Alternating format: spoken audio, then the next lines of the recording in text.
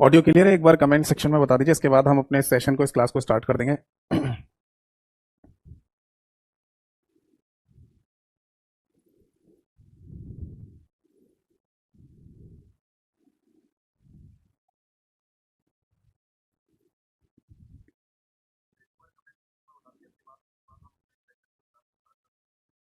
ठीक है जी, ऑडियो एकदम क्लियर है, परफेक्ट है। और शुरू करते हैं अपने इस सेशन को और अपने इस क्लास को।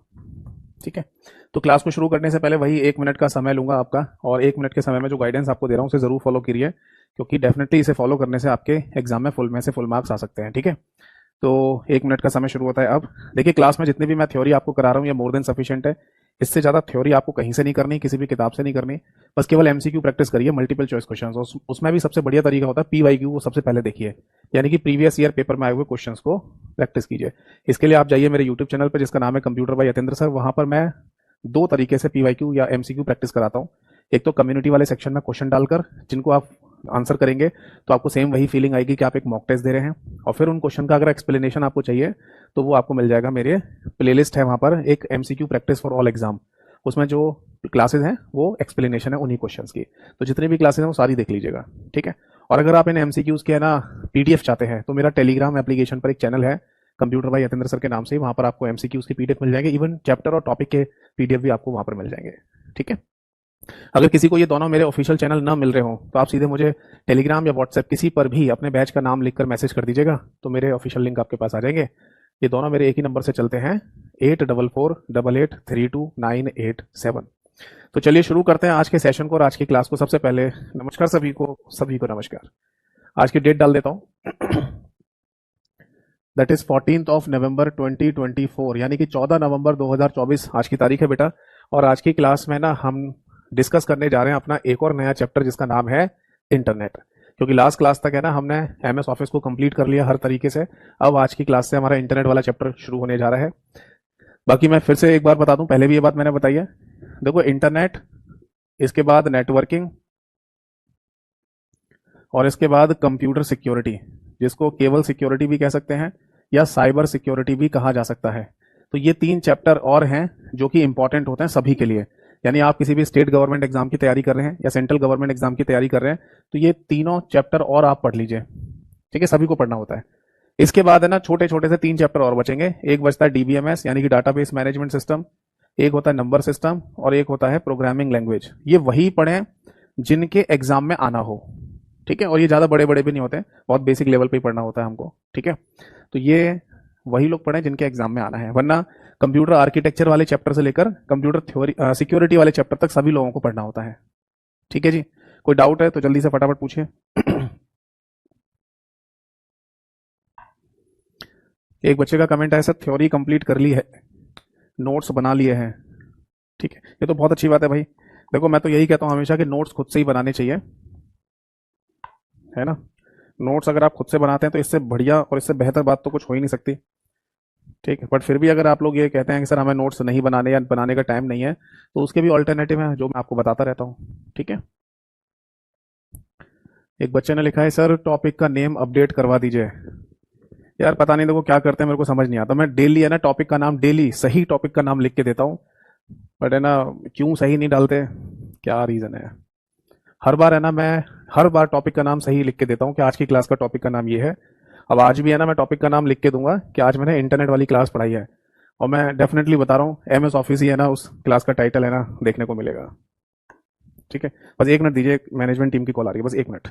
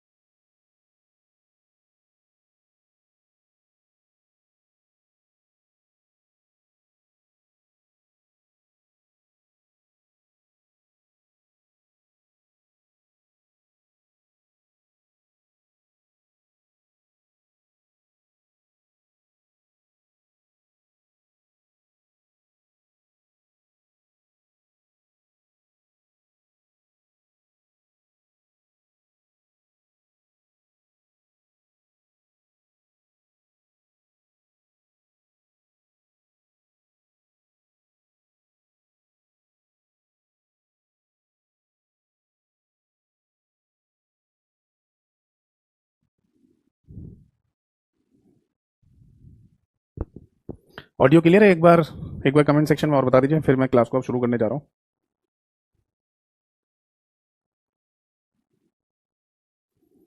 एक बार फिर से बता दीजिए, ऑडियो क्लियर है?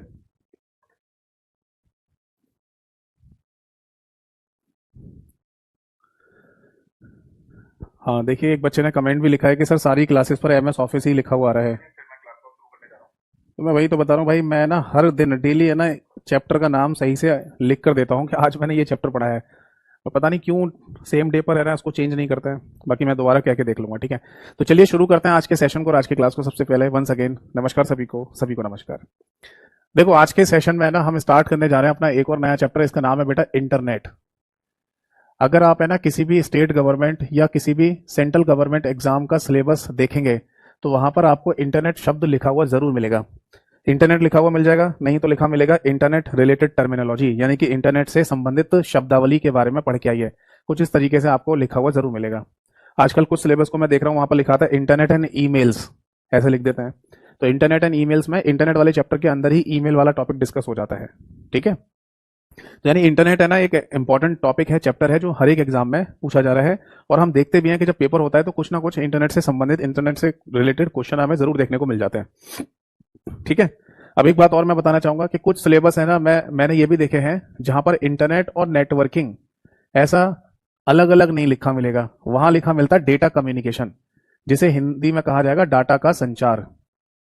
और डाटा का संचार यानी डेटा कम्युनिकेशन वाले इस एक टॉपिक के अंदर ही है ना दो चैप्टर आ जाते हैं, और ये है इंटरनेट और नेटवर्किंग। जैसे ये चीज है ना हमें दिल्ली पुलिस के पेपर में देखने को मिलती है, कांस्टेबल वाले पेपर में भी और हेड कांस्टेबल वाले पेपर में भी। वहां पर लिखा हुआ आता है डेटा कम्युनिकेशन को पढ़ के आइए। अब डेटा कम्युनिकेशन का मतलब होता है कि इंटरनेट भी पढ़िए और नेटवर्किंग वाला चैप्टर भी पढ़िए। तो क्या ये दोनों आपस में कोरिलेट होते हैं, आपस में जुड़े हुए हैं, इसीलिए इन दोनों को मिलाकर डाटा कम्युनिकेशन शब्द बनाया गया है? तो आंसर है जी हाँ, ये दोनों आपस में कोरिलेट हैं। मतलब अगर आप इंटरनेट वाले चैप्टर को पढ़ रहे हैं तो आप नेटवर्किंग वाले चैप्टर को भी जरूर पढ़ के जाइए। समझ में आ गई बात? क्योंकि इंटरनेट की बहुत सारी जो बातें हैं वो आपको है ना इसमें मिल जाएंगी, मतलब जुड़ी हुई बातें नेटवर्किंग वाले चैप्टर में। और ऐसी जब नेटवर्किंग पढ़ रहे होते हैं तो कई सारी बातें हमें ना नेटवर्किंग से जुड़ी हुई इंटरनेट वाले चैप्टर में देखने को मिलती हैं। तो मुद्दे की बात हमें यहाँ पर ये समझ में आई कि अगर हम इंटरनेट पढ़ रहे हैं तो इसके साथ साथ है ना हमें नेटवर्किंग वाले चैप्टर को भी पढ़ के जाना चाहिए। समझ में आ गई बात? तो हम है ना इंटरनेट वाले चैप्टर को आज की क्लास में स्टार्ट करने जा रहे हैं। जैसे ही ये खत्म होगा फिर नेटवर्किंग वाले चैप्टर को भी शुरू कर देंगे, ठीक है बेटा? देखो इंटरनेट वाले चैप्टर को है ना मैं एक क्वेश्चन के थ्रू शुरू करना चाहूंगा, और ये क्वेश्चन इंटरनेट वाले शब्द से ही शुरू होगा। मतलब ये जो क्वेश्चन है इस क्वेश्चन में भी इंटरनेट शब्द ही लिखेंगे, और मैं ये ऐसे ही नहीं बोल रहा, ये एक एग्जाम में पूछा गया क्वेश्चन ही है जो इस तरीके से पूछा गया कि व्हाट इज इंटरनेट, यानी कि इंटरनेट बेसिकली होता क्या है। तो अब मैं आपको ना चार ऑप्शन दे रहा हूं और उन चारों ऑप्शन में से आपको ये बताना है कि कौन सा सही आंसर है, ठीक है? तो ऑप्शन ए पे मान लीजिए अगर लिखा हुआ आ जाए दैट इज इंटरनेट एक नेटवर्क है, तो क्या ये सही आंसर है? हिंदी में भी है ना नेटवर्क को नेटवर्क ही कहा जाता है।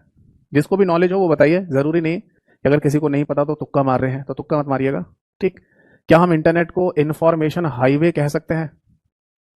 इंफॉर्मेशन हाईवे कह सकते हैं, जिसको हिंदी में सूचना हाईवे कहा जाएगा। क्या हम इंटरनेट को हम नेटवर्क ऑफ नेटवर्क्स कह सकते हैं? नेटवर्क ऑफ नेटवर्क्स, क्या ऐसा कहा जा सकता है? हिंदी में कहा जाएगा नेटवर्कों का नेटवर्क, नेटवर्कों का नेटवर्क। क्या हम है ना इंटरनेट को वेब के नाम से भी बोल सकते हैं? तो इन चारों में से कौन सा शब्द सही है?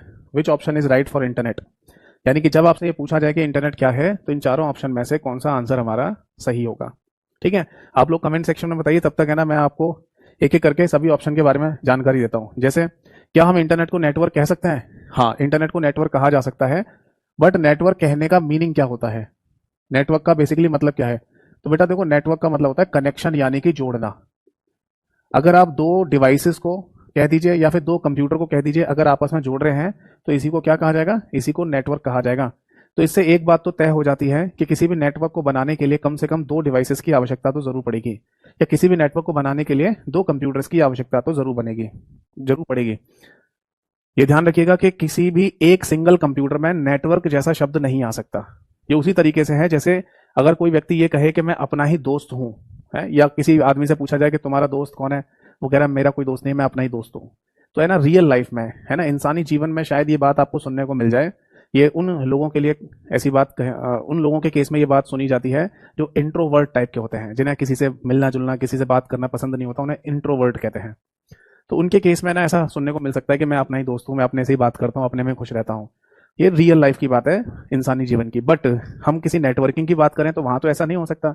यानी अगर एक सिंगल कंप्यूटर आपके सामने रखा हुआ है, इसका किसी से भी कोई कनेक्शन नहीं है, तब वहां पर नेटवर्क शब्द का इस्तेमाल किसी भी हालत में नहीं किया जा सकता। क्योंकि नेटवर्क बनाने का मतलब होता है जोड़ना, और जोड़ने के लिए कम से कम 2 डिवाइसेज या 2 कंप्यूटर की आवश्यकता तो आपको जरूर पड़ेगी। समझ में आ गई बात? अब इस बात को बेटा ऐसे समझिएगा, मैं यहाँ पर डायग्राम के थ्रू समझाता हूँ। जैसे सपोज दैट कि ये कोई नेटवर्क है, तो नेटवर्क कहने का मतलब ही क्या हुआ, यानी कि जोड़ना। ठीक है, तो सपोज दैट कि हम ऐसे भी है ना कनेक्शन जोड़ सकते हैं। जैसे मान लो ये कोई पीसी है, पर्सनल कंप्यूटर, ये भी कोई पर्सनल कंप्यूटर है, या कि ये कोई 2 डिवाइसेस भी हो सकती हैं, और इन दोनों के बीच में हमने कनेक्शन जोड़ दिया। अब ये कनेक्शन तार से जोड़ा हो या बिना तार के जोड़ा हो, वो बाद में डिस्कस करेंगे, बट फिलहाल हमने दोनों को आपस में जोड़ दिया, तो ये क्या बन गया, नेटवर्क बन गया। ठीक है, बट ये मिनिमम रिक्वायरमेंट है, सबसे कम से कम। ज्यादा से ज्यादा तो रिक्वायरमेंट आपकी जो भी होगी उसी हिसाब से है ना आप यहाँ पर डिवाइसेस को कनेक्ट कर लेंगे।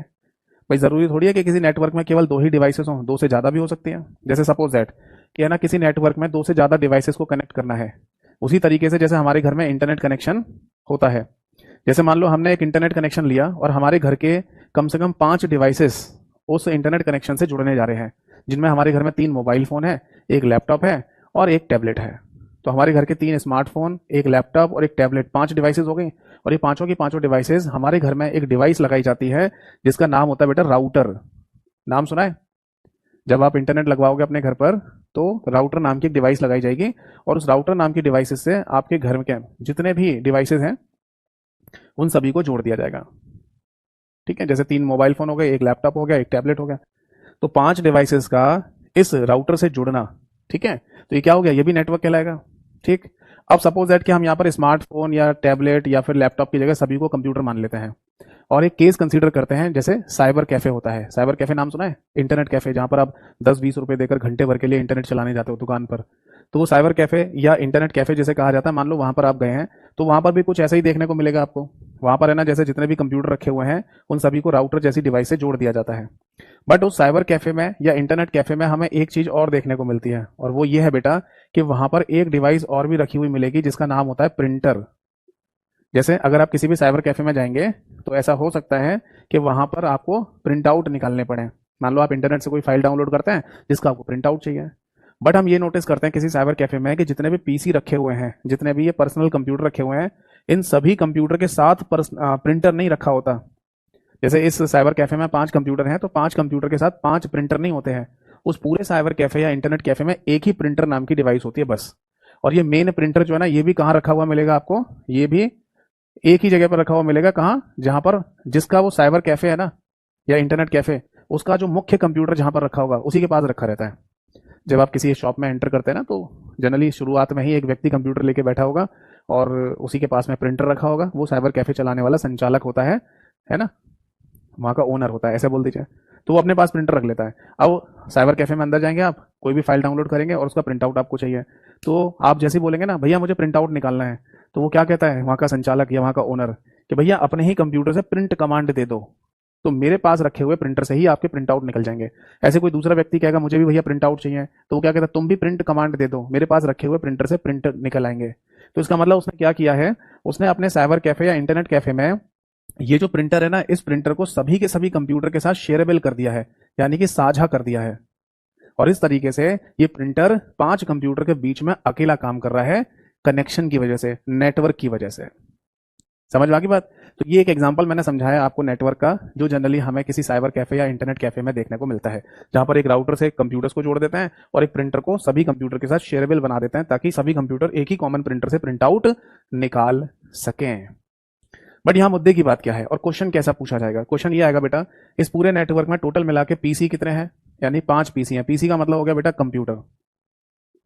ठीक, एक यहां पर रखा हुआ बेटा राउटर। राउटर को है ना नेटवर्किंग के टर्म में अगर बोला जाए तो क्या बोलते हैं? इसे नेटवर्किंग डिवाइस के नाम से बोलेंगे। जब आपसे पूछा जाएगा ना कि व्हाट इज राउटर, यानी राउटर क्या है, तो आप बोलेंगे नेटवर्किंग डिवाइस। और प्रिंटर को क्या बोलते हैं?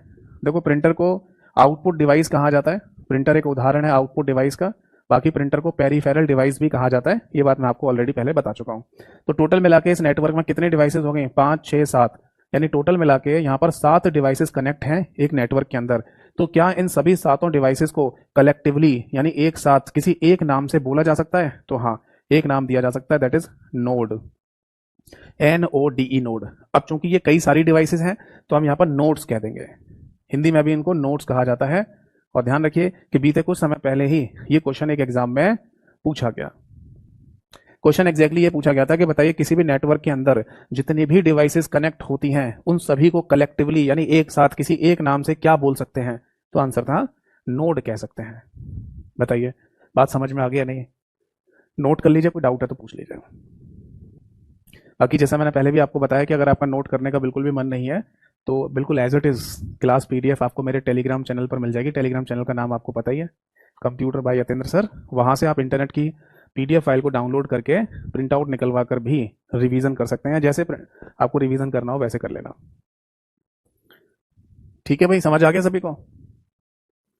तो ये बात तो चलो हमें समझ में आ गई कि अगर हम कोई नेटवर्क बनाते हैं तो सबसे पहली कंडीशन तो ये है कि उसमें मिनिमम 2 कंप्यूटर या 2 डिवाइसेस होना जरूरी है।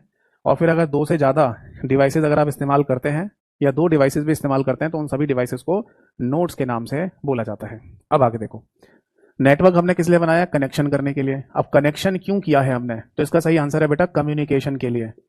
कम्युनिकेशन को हिंदी में संचार के नाम से बोला जाता है। भाई हमारा उद्देश्य तो यही होता है ना कि हम एक कंप्यूटर से दूसरे कंप्यूटर तक डाटा को भेज दें, डाटा ट्रांसफर कर दें। इसीलिए कम्युनिकेशन को दूसरे शब्दों में या फिर टेक्निकल शब्दों में डेटा ट्रांसमिशन के नाम से बोला जाता है। क्या बोलते हैं बेटा? डेटा ट्रांसमिशन, जिसको हिंदी में कहा जाएगा डाटा का स्थानांतरण। डाटा का स्थानांतरण। अब ये जो कम्युनिकेशन किया गया है या ये कम्युनिकेशन संभव किया जाएगा किसके थ्रू? किसी ना किसी चैनल के थ्रू, यानी कि माध्यम के थ्रू।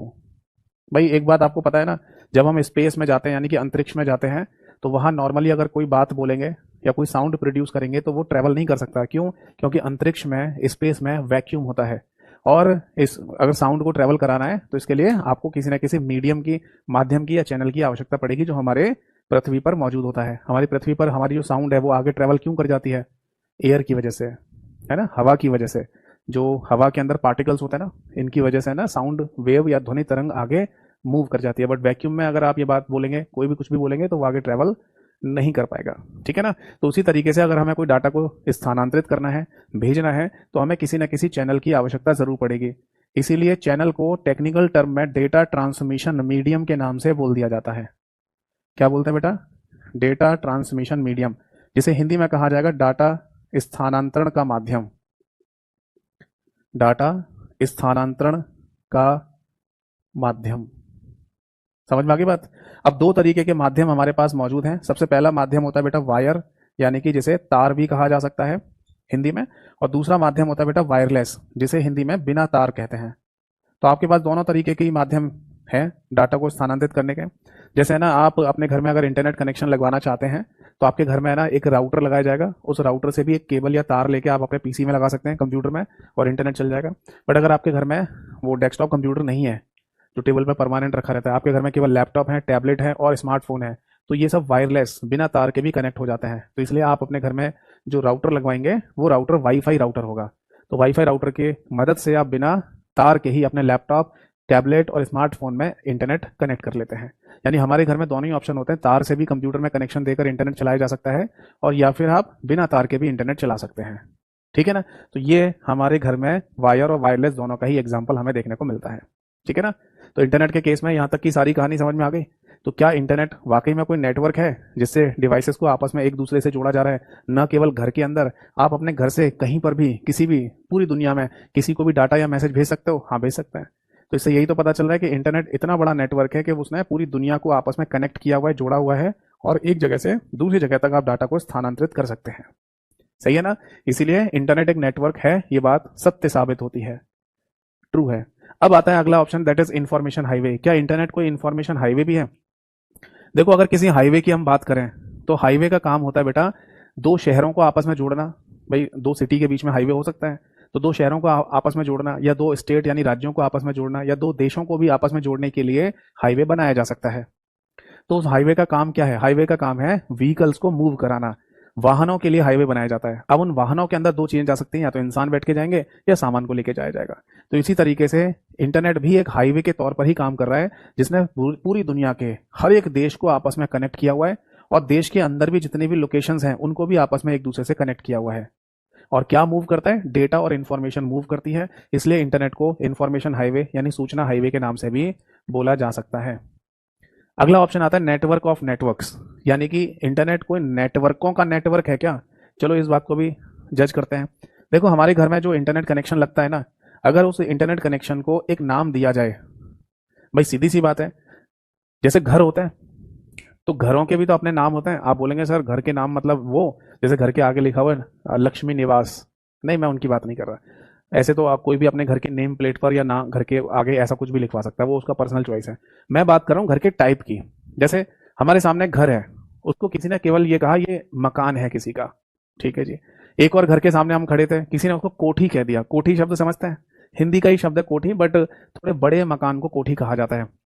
फिर हम किसी एक मकान के आगे खड़े हुए तो वहां उसने या वहां पर कहा गया कि ये तो कोई पैलेस टाइप का है, मतलब बहुत बड़ा सा है ना, महल टाइप का होगा, तो उसे पैलेस कह दिया।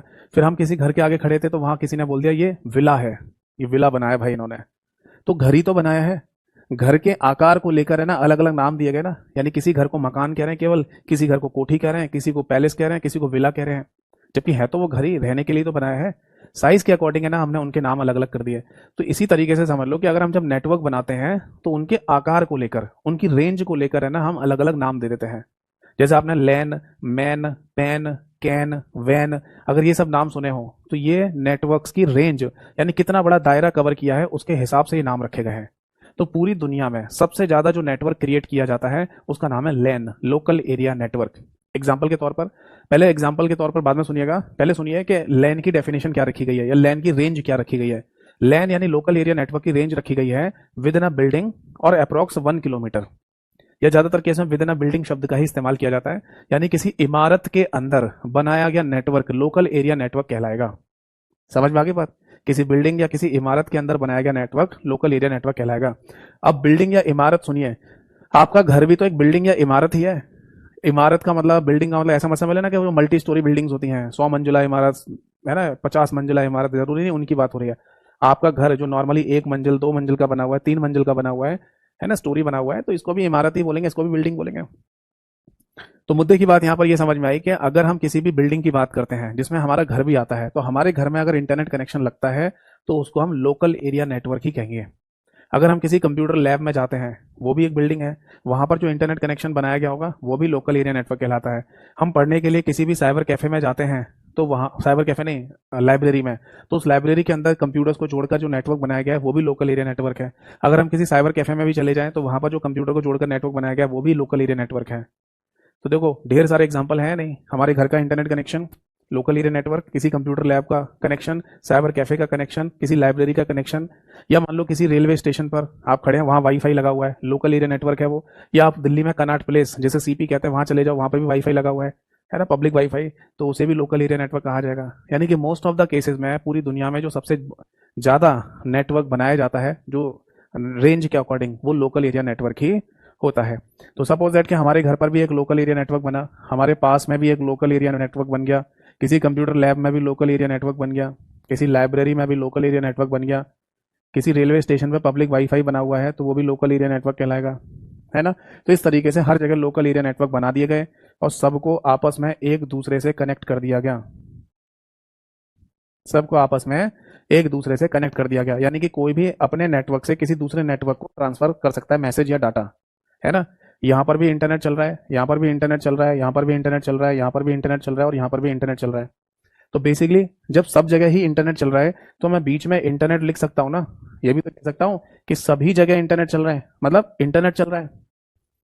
बताइए भाई, हर एक व्यक्ति अगर रोटी खा रहा है, अगर हर एक व्यक्ति, जैसे मान लो किसी शादी में या किसी फंक्शन में रोटियां खाई जा रही हैं, चपाती खाई जा रही हैं, है ना, तो मैं कह रहा हूँ हर एक व्यक्ति, ये भी रोटी खा रहा है, ये भी रोटी खा रहा है, ये भी रोटी, तो हर व्यक्ति को लेकर है ना रोटी शब्द का, चपाती शब्द का इस्तेमाल क्यों कर रहे हो? सीधे कह दो ना यहाँ रोटियां खाई जा रही हैं, यहाँ खाने वाले लोग रोटियां खाते हैं, एक कॉमन बोल दो। तो इसी तरीके से बोल दीजिए कि यहाँ क्या चल रहा है, इंटरनेट चल रहा है, यस और नो? यस।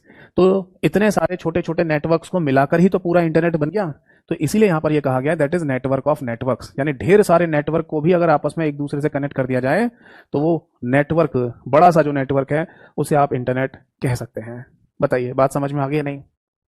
तो ये हो गया तीसरा ऑप्शन भी हमारा सही। अब आते हैं चौथे ऑप्शन पे जिसमें लिखा हुआ वेब। वेब का मतलब क्या है? वेब हिंदी में भी वेब कहते हैं, इंग्लिश में भी वेब कहा जाएगा, बट वेब शब्द का अपना एक सिनोनिम यानी कि पर्यायवाची शब्द भी होता है, और वो पर्यायवाची शब्द होता है बेटा ट्रैप यानी कि जाल। आप लिख सकते हैं यहाँ पर TRAP ट्रैप, और ट्रैप को हिंदी में कहते हैं जाल। तो क्या इंटरनेट एक जाल जैसा है क्या? आप कभी है ना गूगल पे जाइएगा और वहां इंटरनेट की आप है ना फोटो सर्च करना, इमेज सर्च करना, ठीक है, ऐसे लिख देना इंटरनेट इन द वर्ल्ड, यानी पूरी दुनिया में इंटरनेट कैसे चल रहा है। तो आपको है ना ढेर सारी फोटोग्राफ दिखाई जाएंगी जिसमें पृथ्वी का एक चित्र आएगा, और उस चित्र में हर एक देश से दूसरे देश तक ऐसे कनेक्शन दिखाया जाएगा। तो जब आप देखेंगे ना उस डायग्राम को, हर एक देश से दूसरे देश का जो कनेक्शन दिखाया जाएगा, उसमें आपको ऐसी फीलिंग आएगी कि पूरी पृथ्वी के ऊपर एक जाल जैसा बन गया है। तो इस जाल को ही या तो ट्रैप कह दो इंग्लिश में, या फिर वेब के नाम से भी बोल सकते हैं। तो इंटरनेट को वेब के नाम से भी बोल दिया जाता है। तो ये ऑप्शन भी हमारा ठीक हो गया। समझ में आ गई बेटा? अब आप बोलेंगे सर वेब ये जो शब्द है, और एक शब्द और भी होता है दैट इज WWW, जिसका फुल फॉर्म होता है वर्ल्ड वाइड वेब। उसमें भी तो वेब आता है, वर्ल्ड वाइड वेब। तो हम इंटरनेट को WWW कह सकते हैं? इंटरनेट को वर्ल्ड वाइड वेब कह सकते हैं? नहीं, इंटरनेट को वर्ल्ड वाइड वेब नहीं कहते हैं, इंटरनेट को केवल वेब कह सकते हो बस, जैसे कि यहां पर मैंने टिक किया।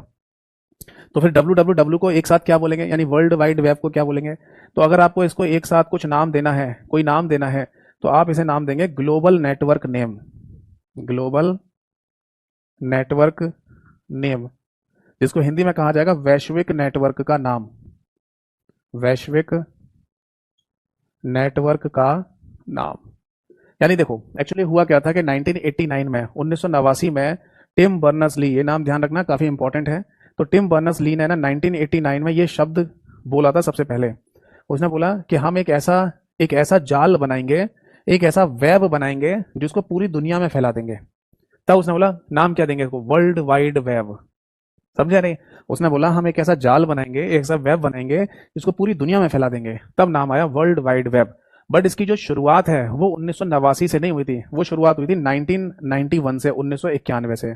अब कुछ लोकल राइटर की किताबों में और लोकल राइटर की PDF में आपको ये गलत देखने को मिल जाएगा, कंफ्यूजन सा देखने को मिल जाता है। ठीक है, तो जहां भी अगर आपको चीजें गलत दिखाई दें काट के ठीक कर लेना। मैं करेक्ट कॉन्सेप्ट बता देता हूँ। करेक्ट कॉन्सेप्ट ये है कि WWW शब्द सबसे पहली बार दुनिया में कब बोला गया और किसके द्वारा बोला गया? तो आंसर है 1989 में टिम बर्नर्स ली नाम के व्यक्ति के द्वारा। ये नाम मैं लिखवा दूंगा बाद में, अभी आप सुन लीजिए, टिम बर्नर्स ली नाम के व्यक्ति के द्वारा। फिर अगर आपसे ये पूछा जाए कि WWW की शुरुआत कब से हुई, क्योंकि यही क्वेश्चन है ना बीते कुछ समय पहले एक पेपर में भी आया है, एक स्टेट गवर्नमेंट पेपर हुआ है कुछ समय पहले, वहां भी ये क्वेश्चन डाला गया कि बताइए WWW की शुरुआत कब से हुई है? तो आंसर था 1991, 1991 से। समझ में आ गई बात? यानी कि पूरी दुनिया में ये इंटरनेट का जाल बिछाने की जो शुरुआत हुई थी वो 1991 से हुई थी। अब कई सारी जगह पे गलत लिख देते हैं, कहीं पे 91 लिख देते हैं, कहीं पे 89 लिख देते हैं, तो बच्चे कंफ्यूज होते हैं, फिर मेरे से पूछते हैं सर देखना यहाँ तो ये लिखा हुआ है। मैं बस एक ही बात बोल देता हूँ, जो मैंने क्लास में बताया उसको फॉलो कर लो, उसी को मान लीजिए, उससे अलग कहीं पर भी दिखाई दे उसे काट के ठीक कर लेना। बताओ बात समझ में आ गई या नहीं? तो पूरा जो शब्द है ना WWW, आप इसके इक्वल टू में इंटरनेट शब्द नहीं लिख सकते, आप केवल लास्ट वाले वेब शब्द को इंटरनेट बोल सकते हैं। तो आप बोलेंगे सर थोड़ा कंपैरेटिवली करके बताना कि ये WWW में और इंटरनेट में क्या डिफरेंस है। तो देखो मैं आपको बताता हूँ, ये ऐसे समझ लो, जैसे यहाँ देखो, आप एक डायग्राम बनाना चाहें तो यहाँ नीचे बना लेना, मैं यहाँ बना देता हूँ। आप है ना एक सर्किल बना लो, गोला बना लीजिए, और इस गोले के ऊपर लिखिए कि ये WWW है, यानी कि ये सर्किल, ये गोला WWW के नाम से जाना जा रहा है। पर जब किसी ने पूछा कि इसके अंदर कर क्या रहे हो, इस WWW के अंदर, इस सर्किल के अंदर कर क्या रहे हो, तब हम बोलेंगे इसके अंदर हम इंटरनेट चला रहे हैं। क्या चला रहे हैं? इंटरनेट चला रहे हैं। इंटर शब्द का मतलब होता है अंदर, नेट का मतलब नेटवर्क, यानी कि हम वर्ल्ड वाइड वेब नाम के एक ग्लोबल नेटवर्क के अंदर नेट चला रहे हैं, इसलिए इसका नाम पड़ा इंटरनेट। बताओ बात समझ में आ गई या नहीं? ठीक है ना भाई? जैसे किसी भी शॉपिंग मॉल में अगर आप चले जाओ तो शॉपिंग मॉल का अपना नाम होता है ना। जैसे अगर आप नोएडा में चले जाएं तो वहां एक शॉपिंग मॉल का नाम है लॉजिक्स नाम है।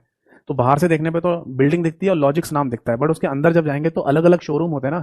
उसके अंदर नाइकी का शोरूम भी है, उसके अंदर एलन सोली का भी शोरूम होगा, उसके अंदर PVR भी होगा मूवी देखने के लिए। तो अंदर कुछ अलग चीजें चल रही हैं, अंदर है ना अलग अलग चीजें ऑपरेट हो रही है वहां पर। और ऊपर से तो कोई एक नाम दिया जाएगा ना, अब उस शॉपिंग मॉल के अंदर मान लो पीवीआर सिनेमा है ना, मूवी देखने के लिए, तो उस बिल्डिंग का नाम पीवीआर थोड़ी रख देंगे। तो फिर एलन सोली वाला नहीं कहेगा भाई मैं भी तो इस बिल्डिंग में एलन सोली के कपड़े बेच रहा हूँ, मेरा मेरा नाम रखो यहाँ पर इस बिल्डिंग का। तो ऐसे नहीं रखते हैं, तो बिल्डिंग का नाम कुछ और रख दिया जाएगा। तो इसी तरीके से आप समझ लो कि वर्ल्ड वाइड वेब एक ग्लोबल नेटवर्क का नाम है, जो ये परिभाषा देता है कि पूरी दुनिया एक ही नेटवर्क से कनेक्टेड है। बट पूरी दुनिया में चल क्या रहा है? इंटरनेट चल रहा है। बात समझ में आ गई या नहीं? कमेंट सेक्शन में बताइए एक बार। तो फाइनली इंटरनेट है क्या, ये बात है ना हमें यहाँ पर समझ में आ गई है। अब अगला पॉइंट आता है, देखो नेक्स्ट पॉइंट आता है कि इंटरनेट का थोड़ा बहुत इतिहास हमें पता होना जरूरी है, क्योंकि इस पर भी आधारित कई बार क्वेश्चन हमें देखने को मिल जाता है। इंटरनेट की हिस्ट्री क्या है? तो अगर मैं आपसे पूछूं कि इंटरनेट है शुरुआत कब से हुई है इंटरनेट की, या किस देश के द्वारा इसकी शुरुआत की गई है, तो कोई बता सकता है कमेंट सेक्शन में? जो भी आपको नॉलेज हो वो बताइए।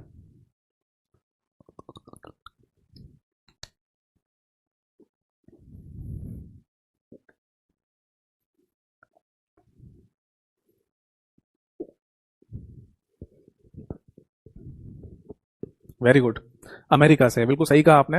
अमेरिका से इसकी शुरुआत हुई है, और इसकी शुरुआत हुई थी 1960s के टाइम से, 1960 के दशक से। ठीक है, तो हेडिंग डालिए इंटरनेट का इतिहास, हिस्ट्री ऑफ इंटरनेट। अच्छा, हिस्ट्री ऑफ इंटरनेट है ना, मैं आपको बताऊं, बहुत ज्यादा डिटेल में नहीं जाएंगे, केवल मेन मेन पॉइंट लिख लेंगे यहाँ पर, ठीक है? क्योंकि बहुत ज्यादा डीप में है ना इतिहास के बारे में नहीं पूछा जाता, केवल मेन मेन पॉइंट पूछ लेता है, ठीक है? तो मैं ये भी जानना चाहूंगा कि इंटरनेट को पूरा डेवलप करने में एक व्यक्ति ने सबसे ज्यादा योगदान दिया था, कंट्रीब्यूशन एक व्यक्ति का सबसे ज्यादा था, तो उस व्यक्ति का नाम क्या था, जिसको फिर बाद में फादर ऑफ इंटरनेट की उपाधि दे दी गई? बताएगा कोई कमेंट सेक्शन में? जैसे आप सभी लोगों को फादर ऑफ कंप्यूटर का नाम तो पता ही होगा, और वो है चार्ल्स बेबेज। ठीक है, यानी कि फादर ऑफ कंप्यूटर कौन है? Charles Babbage. मैं आपको रिवाइज भी करा देता हूँ, क्योंकि अभी मेरे को ना व्हाट्सएप पर आज ही मैंने सुबह मॉर्निंग में उठ के देखा था, एक बच्चे ने ये भी पूछा है sir father of modern computer किसे कहते हैं? तो आधुनिक कंप्यूटर के पिता कहा जाता है एलन ट्यूरिंग नाम के व्यक्ति को, और फादर ऑफ कंप्यूटर कहा जाता है कंप्यूटर के पिता चार्ल्स बेबेज को, और इंटरनेट के पिता कहा जाता है विंटन ग्रे सर्फ नाम के व्यक्ति को। ये नोट कर लीजिए, Vinton Gray Surf, GRAY, grey CERF। तो विंटन ग्रे सर्फ नाम का जो व्यक्ति था, इसको फादर ऑफ इंटरनेट की उपाधि दी जाती है। ये ध्यान रखना कि कई सारी किताबों में, लोकल राइटर की किताबों में ये आंसर गलत भी दे रखा है, ठीक है? कई बार गूगल पे भी हम सर्च करते हैं, तो जरूरी नहीं है कि वहां पर भी एकदम सही रिजल्ट निकल के आ जाए, क्योंकि कुछ वेबसाइट वगैरह पर जो क्वेश्चंस वगैरह डाले गए हैं वहां पर ये आंसर गलत दे दिया है, ठीक है? तो अगर कहीं पर इससे अलग आपको आंसर दिखाई दे तो उसको काट के ठीक कर लेना। विंटन ग्रे सर्फ ये पूरा नाम था, जबकि इसको कई बार शॉर्ट में विंटन सर्फ के नाम से भी बोल दिया जाता था। इसी व्यक्ति ने ना सबसे ज्यादा योगदान दिया था, इसीलिए इसको फादर ऑफ इंटरनेट की उपाधि दी गई। तो मैं फिर से बता दूं, 4 फादर के नाम याद रखने आपको: father of computer Charles Babbage, father of modern computer Alan Turing, father of super computer Seymour Cray, और father of internet Vinton Gray Cerf. ठीक, अब देखो 1960s की बात है, यानी कि 1960 का दशक चल रहा था, 1960 का दशक। तब है ना अमेरिकन के दिमाग में ना एक बात आई, उन्होंने ये सोचा कि हम है ना कोई ऐसी टेक्नोलॉजी को डेवलप कर सकते हैं जो हमारी डिफेंस को बहुत हेल्प करे। डिफेंस का मतलब आर्मी, नेवी और एयरफोर्स, तीनों को डिफेंस कहा जाता है, तो इसको कोई हेल्प करे। तब उन्होंने अपनी डिफेंस के लिए, ठीक है ना, यूएस डिफेंस के लिए इस टेक्नोलॉजी पर काम करना शुरू किया, ठीक है? यूएसए यानी यूनाइटेड स्टेट्स ऑफ अमेरिका। तो अमेरिका वालों ने अपनी यूएस डिफेंस के लिए इस पर काम करना शुरू किया, और तब जाके वो लोग डेवलप, मतलब वो लोग सक्सेस हुए 1969 में जाकर, 1969 में। 1969 में क्या हुआ? तब है ना एक वर्ल्ड का सबसे पहला नेटवर्क बना दिया गया, जिसका नाम रखा गया अर्पानेट। इसका अपना एक फुल फॉर्म भी होता है बेटा, इसको बोलते हैं एडवांस्ड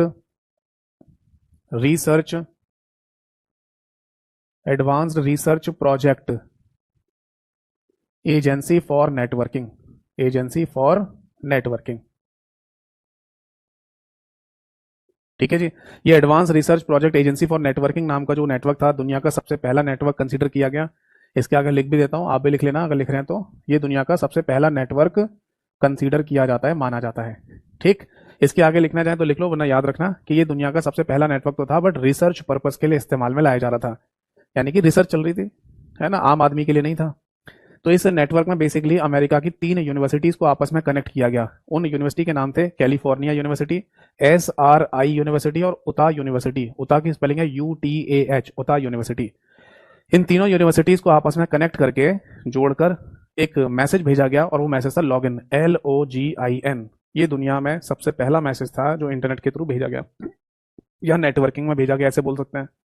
बट किसी टेक्निकल खराबी की वजह से ये पूरा का पूरा मैसेज है ना रिसीवर एंड पर नहीं पहुंचा, यानी कि जो प्राप्त करता कंप्यूटर था उस पर केवल और केवल लिखा हुआ दिखाई दिया शुरुआत के 2 लेटर यानी LO, लास्ट के GIN दिखाई नहीं दिए। तो ये भी एक क्वेश्चन बन गया इंटरनेट के इतिहास में कि भेजा गया मैसेज कौन सा था, लॉगिन, और प्राप्त किया गया मैसेज कौन सा था, LO। ठीक है, बट चलो टेक्निकल फेलियर ही सही, बट कम से कम काम तो किया, नेटवर्क के द्वारा जो मैसेज भेजा गया था पहुंचा तो सही। ठीक है ना, तो इस तरीके से इस नेटवर्क के थ्रू एक मतलब ये इम्प्लीमेंटेशन किया गया, मैसेज भेजा गया, और फाइनली और भी रिसर्च करना शुरू कर दिया गया है ना। तो इसलिए इसको दुनिया का सबसे पहला रिसर्च पर्पस नेटवर्क के नाम से बोला जाता है। अब इसके बाद है ना एक समय आता है 1980s का, यानी कि जिसे 1980 का दशक कहा जाता है, और इस 1980 के दशक में ही सबसे पहली बार है ना आम आदमियों को इस इंटरनेट नेटवर्किंग वाले कॉन्सेप्ट से जुड़ने का मौका मिला।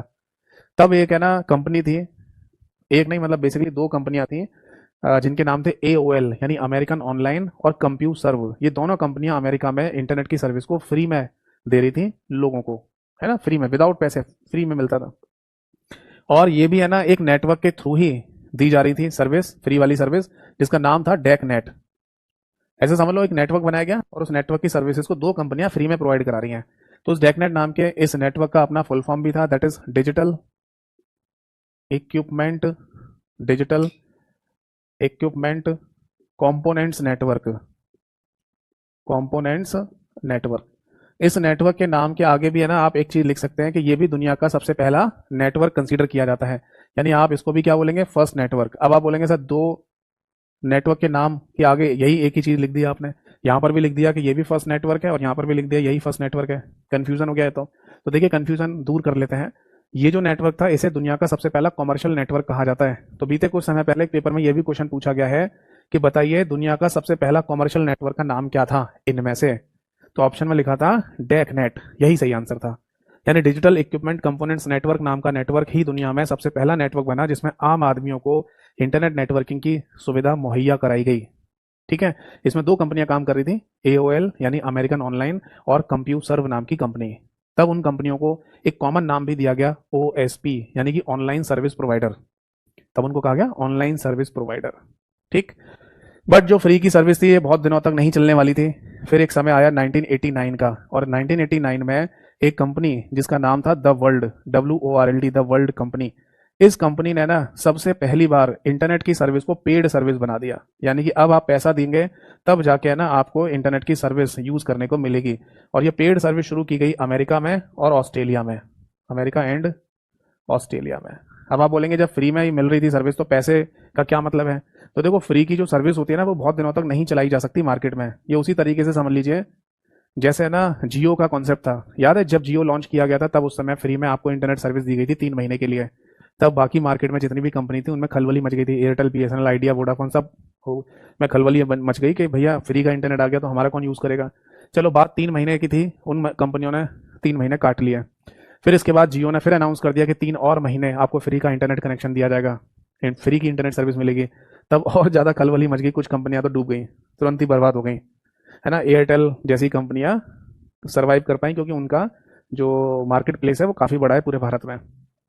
इसके अलावा वोडाफोन जो कंपनी है वो ब्रिटिश कंपनी है, आपको पता होगी, ठीक है, जिसको शायद पहले हच भी कहा जाता था, है ना। एक idea company Aditya Birla group company की, तो आदित्य बिरला ग्रुप की, तो आइडिया और वोडाफोन दोनों फिर मर्ज हो गया आपस में, जिसको वी कहा जाने लगा। तो इस तरीके से कंपनियां सर्वाइव करने लगी। ठीक, अब 6 महीने लगातार इंटरनेट फ्री देने के बाद फिर जियो ने एक बार फिर अनाउंस किया था कि और 3 महीने फ्री का इंटरनेट यूज करो। तब ये सारी कंपनियां पहुंच गई ट्राई के पास, telecom regulatory authority of India के पास। ये उसी तरीके से जैसे बैंक्स जितनी भी भारत में है उन सभी के ऊपर RBI काम करता है, रिजर्व बैंक ऑफ इंडिया। उसी तरीके से टेलीकॉम सेक्टर में RBI के जैसे एक संस्था काम करती है भारत में, जिसे telecom regulatory authority of India यानी ट्राई कहा जाता है। तो ट्राई के कहने पर फिर जियो ने अपने रिचार्ज बनाना शुरू किया है, यानी कि अगर आपको इंटरनेट चलाना है तो अब आपको रिचार्ज करवाना पड़ेगा। तब तक जियो की जो मार्केट स्ट्रेटेजी थी वो सक्सेस हो गई, यानी आपके फ़ोन में चाहे भले ही कोई दूसरी सिम क्यों ना हो, एक जियो की सिम ज़रूर होती थी, है ना। भाई 2 सिम वाले फ़ोन तो आ ही चुके थे उस समय पर, है ना। तो एक मान लो किसी ने एयरटेल की सिम डाल रखी है, एयरटेल का मुख्य नंबर है तो उसने एक जियो का नंबर भी रखना शुरू कर दिया, और इस तरीके से जियो का मार्केट प्लेस बढ़ गया। बढ़िया स्ट्रेटेजी थी, फ्री में दो, भंडारा कर दो, फिर रिचार्ज बना देंगे, फिर चार्ज कर लेंगे धीरे धीरे। तो इसी तरीके से ना कंपनी अपना वर्क करती हैं। ठीक, तो द वर्ल्ड नाम की कंपनी ने भी है ना कुछ एक्स्ट्रा सर्विसेज देना शुरू किया, बेहतर सर्विस देना शुरू किया और पेड सर्विस बना दिया इंटरनेट को। अमेरिका और ऑस्ट्रेलिया में। तब इस फिर कंपनी को एक अलग नाम दिया गया, मतलब पहले ओएसपी कहते थे, ऑनलाइन सर्विस प्रोवाइडर, तब फिर एक नाम चेंज करके आईएसपी कर दिया, इंटरनेट सर्विस प्रोवाइडर। अभी लास्ट ईयर जो एसएससी सीजीएल मेंस का पेपर हुआ है ना, वहां पर भी आईएसपी को लेकर क्वेश्चन पूछा गया था। कुछ इसी तरीके से क्वेश्चन था कि इंटरनेट की सर्विस कौन प्रोवाइड करता है।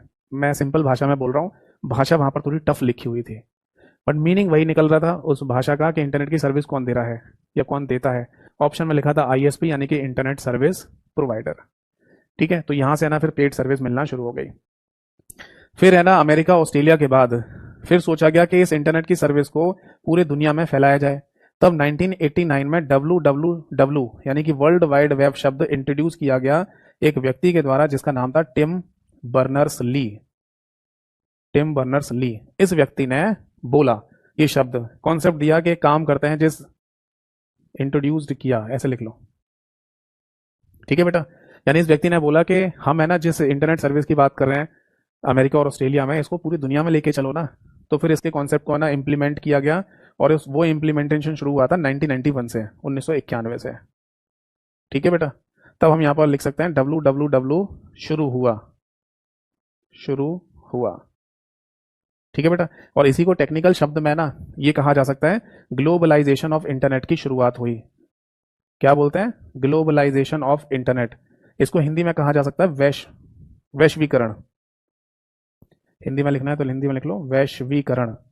जैसे हम कोरोना वायरस की बात करते हैं, तो कोरोना वायरस चाइना से फैला था और फिर पूरी दुनिया में फैलते ही चला गया, फैलते ही चला गया, तो वैश्वीकरण हो गया ना, ग्लोबलाइज हो गया वो। तो इसी तरीके से इंटरनेट की जो शुरुआत की गई वो, या ग्लोबलाइजेशन की शुरुआत की गई वो 1991 से हुई। और फाइनली 15 अगस्त 1995 की वो शुभ घड़ी, ठीक है, हमारे भारत यानी इंडिया में भी इंटरनेट सर्विस शुरू हो गई। यानी कि हम इंडियंस है ना 15 अगस्त 1995 से ही इंटरनेट यूज कर रहे हैं, उससे पहले भारत में इंटरनेट नहीं था। और ये शुरू किसने किया? VSNL. VSNL basically Tata group की कंपनी है। टाटा वही जिनके जो ओनर थे रतन टाटा जी, जो अभी एक्सपायर हो गए हैं। ठीक है, तो रतन टाटा ग्रुप का या टाटा ग्रुप का जो पूरा कॉन्सेप्ट है ना, इसी में एक टेलीकॉम की कंपनी भी है वीएसएनएल, विदेश संचार निगम लिमिटेड। तो उसी कंपनी ने सबसे पहले भारत में इंटरनेट सर्विस लॉन्च कर दी। तो 15 अगस्त 1995 से हम इंटरनेट यूज कर रहे हैं। ठीक है जी, ये था इंटरनेट का पूरा इतिहास, शॉर्ट में ही था, जितना जरूरी था उतना मैंने आपको समझा दिया। नोट कर लीजिए, कोई डाउट है तो पूछिए। एक बच्चे का कमेंट है, sir thank you so much इतना अच्छा पढ़ाने के लिए, सुमन मिश्रा जी। मॉक में 40 प्लस आउट ऑफ 50 आ रहे हैं वीओडी से करने के बाद। चलिए बहुत अच्छी बात है, 40 प्लस आ रहे हैं अभी 50 में से, ये भी बहुत बढ़िया बात है ना। थोड़ी और धीरे धीरे धीरे प्रैक्टिस होती जाएगी तो बिल्कुल ही 50 के आसपास पहुंचने लग जाओगे। ठीक है ना। मॉक में है ना आप घबराया मत कीजिए, क्योंकि मॉक में जो क्वेश्चंस आते हैं ना वो कहीं भी कहीं से भी उठा के दे देते हैं, एक बात ये भी ध्यान रखिए। और अगर आप कहीं से भी कोई भी क्वेश्चन उठा के दे रहे हैं, उनको भी कर पा रहे हैं, तो ये भी बहुत बड़ी बात है, बहुत अच्छी बात है। क्योंकि मॉक से ना कुछ बच्चे घबरा जाते हैं, सर मॉक में देखना ये भी क्वेश्चन पूछा है, मॉक में ये भी पूछा है। तो मॉक जो बनाने वाले लोग होते हैं ना, वो बहुत सही तरीके से काम नहीं कर रहे होते कंप्यूटर में, खासकर कंप्यूटर में, ये ध्यान रखना।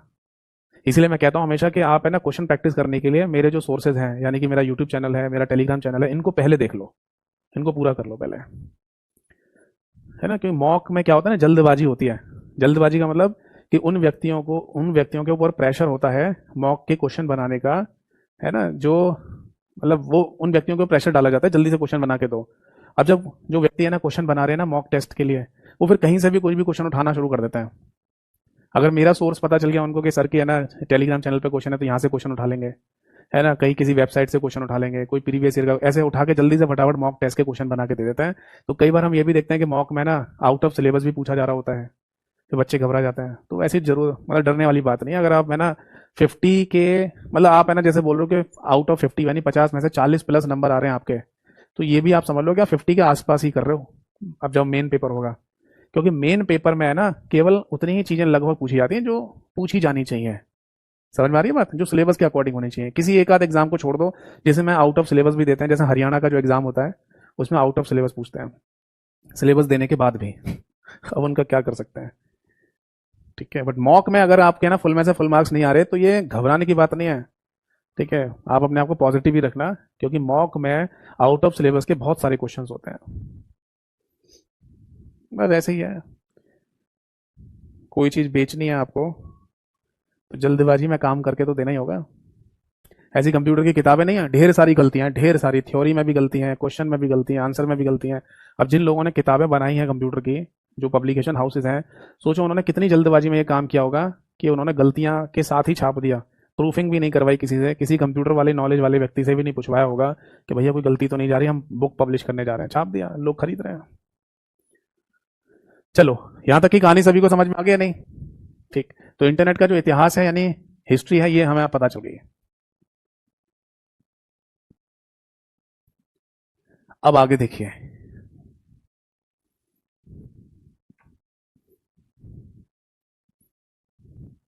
ठीक है। अब आगे देखिए, अगला जो पॉइंट है ना, उसमें मैं आपसे एक नॉलेज वाली बात है ना, नॉलेज के लिए एक बात पूछना चाहूंगा। मैं आपसे ये पूछना चाहता हूं कि पूरी दुनिया में जो इंटरनेट कनेक्शन चल रहा है, इसमें सबसे ज्यादा कौन सा मीडियम या माध्यम का इस्तेमाल किया जाता होगा? यानी हम इंटरनेट चलाने के लिए वायर यानी तारों का इस्तेमाल ज्यादा कर रहे हैं, या वायरलेस यानी बिना तार का इस्तेमाल ज्यादा कर रहे हैं? तो अगला जो हेडिंग है हमारा, वो लिखिए पहले तो। हेडिंग डालिए, that is how internet works. How internet works, ठीक है। हिंदी में कहा जाएगा इंटरनेट कैसे काम करता है। इंटरनेट कैसे काम करता है, ठीक है जी। तो इंटरनेट कैसे काम करता है, इसका आंसर है ना हमें इसी तरीके से देना है कि इंटरनेट चलाने के लिए हम किस चीज का ज्यादा इस्तेमाल कर रहे हैं, तारों का इस्तेमाल ज्यादा कर रहे हैं या बिना तार का इस्तेमाल ज्यादा कर रहे हैं, मेजरली क्या यूज होता है। क्योंकि दोनों ही तरीके हमें देखने को मिलते हैं, वायर से भी इंटरनेट चलता है और वायरलेस भी चलता है, यानी कि बिना तार का भी इंटरनेट चलता है। मेजरली क्या है, देखो मैं बताता हूँ, आप लोग भी बता दीजिएगा कमेंट सेक्शन में कि मेजरली है ना, हम वायर का इस्तेमाल कर रहे होते हैं, यानी कि तारों का, ठीक है भाई, तारों का इस्तेमाल ज्यादा हो रहा होता है ज्यादातर। और जिस तार का हम इस्तेमाल कर रहे होते हैं इंटरनेट चलाने के लिए, उस तार का अपना एक नाम भी होता है, और उस तार को कहते हैं बेसिकली ऑप्टिकल फाइबर केबल। ये नोट कर लीजिए, ऑप्टिकल फाइबर केबल, जिसको है ना दूसरे शब्दों में फाइबर ऑप्टिक्स भी कहा जा सकता है। क्या बोलते हैं बेटा, इसको फाइबर ऑप्टिक्स भी कह सकते हैं। समझ आ गई बात? अब आप बोलेंगे सर हम तो है ना अपने मोबाइल फोन में जब भी इंटरनेट चलाते हैं तो कोई तार नहीं होता, वहां तो वायरलेस ही होता है।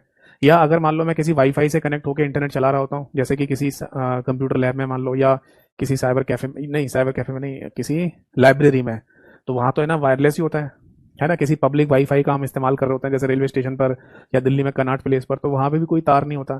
तो ज्यादातर केस में तो वाईफाई जैसा ही हमें देखने को मिल रहा है ना।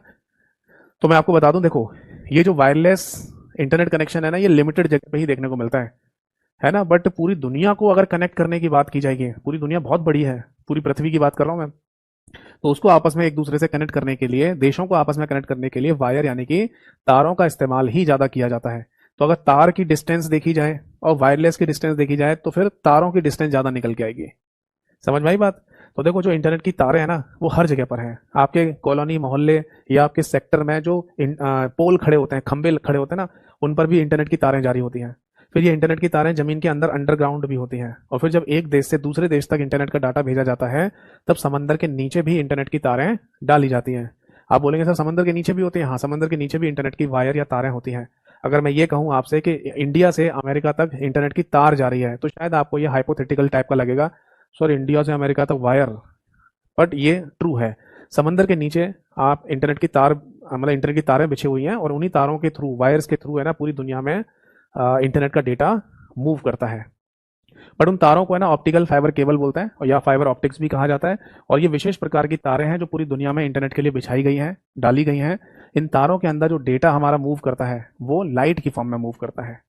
ठीक है, तो ये बात हम लिख सकते हैं, लाइट, जिसको हिंदी में प्रकाश कहते हैं। ठीक है, तो हम लिख सकते हैं लाइट फॉर्म में, यानी कि प्रकाश के रूप में डाटा मूव करता है। और ये बात आपको पता ही है कि पूरी दुनिया में, दुनिया ही कह दीजिए या पूरे ब्रह्मांड में कह दीजिए, पूरे यूनिवर्स में कह दीजिए, लाइट से तेज कोई भी ट्रेवल नहीं कर रहा है ना। तो इसीलिए लाइट का ही इस्तेमाल किया गया है ये विशेष प्रकार की केबल या तार को बनाने में, मतलब इसके अंदर डाटा को मूव कराने में। अब ये जो विशेष प्रकार की तार या केबल है ना, जैसे ऑप्टिकल फाइबर केबल कहते हैं, ये बेसिकली फ्लेक्सिबल ग्लास की बनी हुई केबल होती है, यानी एक ऐसा ग्लास वायर जो मुड़ जाता हो, ऐसा बनाया गया है। और इसके अंदर एक फिजिक्स का लॉ या फिजिक्स का कॉन्सेप्ट इस्तेमाल में लाया जाता है, जिसको TIR कहते हैं, टोटल इंटरनल रिफ्लेक्शन, जिसमें लाइट है ना एक एंगल पर जाके मुड़ जाती है और आगे बढ़ जाती है। तो इस तरीके से लाइट को ट्रेवल कराते हैं। जैसे लाइट को यहाँ से छोड़ा गया तो एक एंगल ऐसा रखेंगे जिससे लाइट ऐसे बेंड होकर यूं चली जाए। तो फिर वहां से टकरा के लाइट आगे चली जाए और इस तरीके से लाइट आगे मूव कर जाती है। तो इसे टोटल इंटरनल रिफ्लेक्शन के नाम से बोला जाता है, TIR। और यही है ना इसके अंदर इस्तेमाल में लाया जाता है। समझ में आ गई बात? ठीक है। तो ये ध्यान रखना है कि पूरी दुनिया में ना मेजरली यानी ज्यादातर केस में ना वायर का इस्तेमाल होता है, तारों का इस्तेमाल किया जा रहा है। अब मैं ना आपको एक वेबसाइट दिखाता हूँ जिसके थ्रू है ना हम ये जज कर सकते हैं कि पूरी दुनिया में इंटरनेट की कितनी तारें बिछी हुई हैं। ठीक है। एक मैं आपको वेबसाइट दिखाता हूँ। अभी आपको मेरे कंप्यूटर का डिस्प्ले कैप्चर दिखाई देगा और उस डिस्प्ले कैप्चर में एक वेबसाइट ओपन करते हैं। ठीक है। ये मैंने है ना माइक्रोसॉफ्ट कंपनी का जो वेब ब्राउज़र है जिसे माइक्रोसॉफ्ट एज कहा जाता है उसे ओपन किया है और उसके अंदर गूगल सर्च इंजन ओपन हो गया। अब मैं यहाँ पर लिखूंगा सबमरीन। ये सबमरीन वही शब्द है जो पनडुब्बी के लिए इस्तेमाल में लाया जाता है। फिर लिखेंगे केबल मैप डॉट कॉम। ये है बेसिकली वो website, submarine cable map dot com. इस वेबसाइट को ओपन करेंगे तो यहाँ पर अभी आएगा आपके सामने, देखो ये है ना पूरी दुनिया का नक्शा है जिसमें आपको हर एक देश दिखाई दे रहा होगा। यहाँ ऊपर रशिया है, यहाँ पर है ना मंगोलिया, चाइना, और यहाँ पर हमारा प्यारा भारत इंडिया भी दे रखा है। ये पूरा अफ्रीका हो गया, ये है ना साउथ अमेरिका हो गया, ये बीच में सेंट्रल अमेरिका हो गया, ये नॉर्थ अमेरिका हो गया, कनाडा हो गया, है ना ग्रीनलैंड। ये सब पूरा दुनिया का है ना नक्शा यहाँ पर बना के दिया हुआ है। और इसमें जो आपको रंग बिरंगे लाइन दिखाई दे रही है, कलरफुल जो लाइनें आपको दिख रही है ना, इन्हीं कलरफुल लाइनों को वायर्स कहेंगे। या फिर ऐसे कह दो ये जो लाइंस आपको दिख रही हैं कलरफुल, ये वायर्स हैं बेसिकली जो समंदर के अंदर डाली गई हैं, नीचे डाली गई हैं। और ये डॉट डॉट जैसे जो आपको दिख रहे हैं ये डेटा सेंटर्स हैं। यानी कि ये वायर जहाँ पर ओपन होती हैं उनको डेटा सेंटर कहा जाता है। जैसे हमारे पूरे इंडिया में है ना 5 जगह पर डेटा सेंटर्स बनाए गए हैं। एक तो है मुंबई में, एक है कोच्चि में, एक है त्रिवेंद्रम में, एक टुटीकोरिन में है और एक है यहाँ पर चेन्नई में। तो टोटल मिला के 5 ही डेटा सेंटर हैं। इस बात को आप ऐसे लीजिए कि पूरे भारत का, पूरे वो इंडिया का जो डेटा है इंटरनेट वाला, वो इन्हीं 5 डेटा सेंटर के थ्रू पूरे वर्ल्ड में भेजा जाता है। और पूरे वर्ल्ड से इंटरनेट का डाटा जो आता है हमारे देश में वो इन्हीं 5 डेटा सेंटर से रिसीव किया जाता है। और फिर इंटरनेट की जो वायर अंडरग्राउंड होती हैं जमीन के नीचे, उनके थ्रू पूरे भारत में भेजा जाता है। फिर ये वायर से है ना, मतलब वायर जहाँ पर खत्म होंगी फिर उसके बाद हो सकता है वायरलेस, यानी कि बिना तार के इंटरनेट का डाटा आप लोगों तक पहुंचा दिया जाए। ठीक है। तो मेजरली जो देखा जा रहा है ना यहाँ पर वो वायर को ही देखा जा रहा है। ठीक, ये सब तारे हैं और एक देश से दूसरे देश के बीच में ना एक नहीं कई सारी तारें होती हैं, ताकि किसी भी इंटरप्शन की वजह से ऐसा ना हो कि कोई कभी इंटरनेट का डाटा ना पहुंच पाए। पता चले कि कोई अर्थक्वेक आ गया या कुछ कंडीशन खराब होने की वजह से इंटरप्शन आ गया है ना, तो ऐसा नहीं होना चाहिए कि डाटा ना पहुंच पाए। हम दूसरे रास्ते से, दूसरे वे से भी डाटा पहुंचा सकते हैं। अब मैं आपको है ना ये इंटरनेट की जो वायर है ना वो दिखा देता हूँ। इंटरनेट वायर्स अंडर सी, एक बार देख लीजिए नॉलेज के लिए। देखो इस तरीके के ना आपको फोटोग्राफ दिखाई देंगे गूगल पे, जिससे आप एनालाइज कर सकते हैं कि इंटरनेट की तारें समंदर के नीचे कैसे हैं डाली गई हैं या कैसे होती हैं। देखो ये गोताखोर आपको दिखाई दे रहा है, डाइवर जो है ना, देखो ये मोटा सा पाइप है ना, यही वो वायर है। ये ऊपर तो पाइप जैसा है ताकि इस अंदर वाली वायर जो होती है उनको नुकसान ना पहुंचे, वरना अंदर से वायर ऐसे दिखती है। इस तरीके के तार होते हैं अंदर। ठीक है। तो ये समंदर में डाल दिए गए हैं और इस तरीके के शिप के थ्रू है ना समंदर में ये तारे डाले जाते हैं। फिर किसी कोस्टल एरिया में यानी कि समुद्री तटीय इलाके में इस तरीके से वायर बाहर निकलते हुए भी दिखाई दे सकती है। हर जगह नहीं दिखेगी वरना लोगों की वजह से भी है ना ये तारें खराब हो सकती हैं। ठीक है। ये देखो शिप के थ्रू ये तारें समंदर के नीचे डाली जा रही हैं। यहाँ पे भी आप देख सकते हो, देखो ये तारें पड़ी हुई हैं, ये देखो वायर डाली जा रही हैं। ठीक है। तो इस तरीके से समंदर के नीचे है ना पूरा वायर का एक जाल जैसा बिछा दिया है पूरी दुनिया में। ये देखो एक डायग्राम के थ्रू भी दिखाया गया, देखो। ठीक है। तो इस तरीके से देखो यहाँ पर कोस्टल एरिया में ये वायर निकली होगी कहीं पर, फिर इसको जमीन के अंदर अंदर होकर पूरे शहर में ले जाया जा रहा होगा, मतलब देश में ले जाया जा रहा होगा। तो इस तरीके से पूरे वर्ल्ड में इंटरनेट की तारों को बिछाने का जो काम शुरू हुआ था वो 1991 से 1991 से शुरू हुआ था। इसलिए मैंने आपको लिखवाया अभी कि 1991 से ग्लोबलाइजेशन की शुरुआत हुई थी। ठीक है ना, WWW की जो शुरुआत हुई है यानी वर्ल्ड वाइड वेब की शुरुआत हुई है, ग्लोबलाइजेशन ऑफ इंटरनेट की शुरुआत हुई है, वो 1991 से शुरू हुई। ठीक है। फिर 1995 तक ही हमारे भारत देश तक वो वायर पहुंची थी, तब जाके इंटरनेट शुरू हो पाया था। समझ में आ गई बात? चलिए अब देखो, अगर आपसे कहा जाए कि आज की डेट में क्या हम है ना सैटेलाइट वगैरह के थ्रू इंटरनेट कनेक्शन यूज कर रहे हैं, तो आंसर है नहीं। हम और आप जैसे लोग तो अभी फिलहाल यूज नहीं कर रहे, खासकर हम भारतीयों की बात करें तो यूज नहीं कर रहे। बट पहले से ही, जब से शुरुआत से मैं बात बता रहा हूँ, इंटरनेट की जब शुरुआत से बात चल रही है, तब से सैटेलाइट के थ्रू भी इंटरनेट चलता था। बट आप और हम जैसे लोग यूज नहीं करते थे, साइंटिस्ट वगैरह या रिसर्चर्स वगैरह यूज करते थे सैटेलाइट इंटरनेट कनेक्शन का। जैसे अगर किसी पहाड़ी क्षेत्र पर या किसी दूर दराज क्षेत्र पर चले जाएं, या आर्कटिक का जो रीजन है वहां चले जाएं, कोई साइंटिस्ट वहां रिसर्च कर रहे हैं, पृथ्वी के एनवायरनमेंट के बारे में। तो उनको अगर इंटरनेट यूज़ करना है तो वहाँ तक केबल्स नहीं पहुँचाई गई हैं और ना पहुँचाना पॉसिबल है, और मान लो पहुँचा भी दिया जाए तो फिर वहाँ पर इतने लोग नहीं रहते कि जितना खर्चा आएगा उन तारों को वहाँ तक पहुँचाने का वो निकल के वापस आए। क्योंकि देखो यहाँ जितना भी सारा खेल है पूरे इंटरनेट का, उसमें प्राइवेट प्लेयर्स ज़्यादा होते हैं, यानी कि प्राइवेट कंपनियाँ, और उन्हें एक ही बात से मतलब है, पैसा मिलना चाहिए, सर्विस कहीं तक भी ले लो।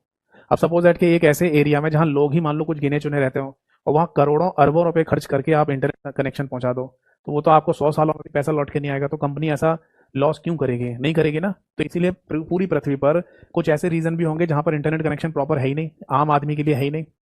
बट अगर वहां पर कोई रिसर्चर्स या कोई साइंटिस्ट है ना, गया हुआ है और उसे इंटरनेट चलाना है, तो उसके लिए सैटेलाइट इंटरनेट कनेक्शन मुहैया कराया जाता है। तो सैटेलाइट के थ्रू इंटरनेट पहले से चल रहा था, आम आदमी यूज नहीं करते थे।